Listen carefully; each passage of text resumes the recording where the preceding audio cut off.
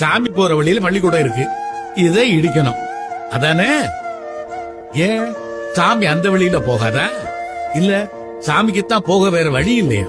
குழந்தைங்க படிக்கிற பள்ளிக்கூடத்தை இடிச்சுட்டு தான் சாமி போகணுமா? அப்படின்னா அது எந்த வகையில நல்ல சாமி?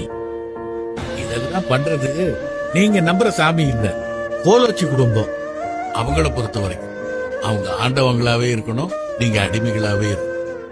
உங்க பிள்ளைக படிச்சா அந்த நிலைமை மாறிடும், அதுதான் அவங்க பயம். அதனாலதான் படிக்கிறத தடுக்கிறாங்க. ஆண்டாண்டு காலமா சாமி சாமின்னு சொல்லித்தான் உங்களெல்லாம் பயமுறுத்தி வச்சிருக்காங்க. நான் சொல்லி கொடுக்கணும்னு இங்க தைரியமா வந்து நிக்கிறது உங்களை மாத்துறதுக்கு, உங்க சந்ததிகளை மாத்துறது.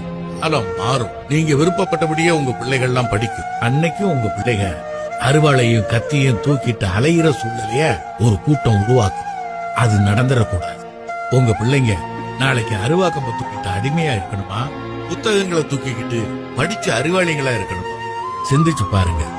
மானமும் அறிவும் தான் மனுஷனுக்கு அழகு. போங்க.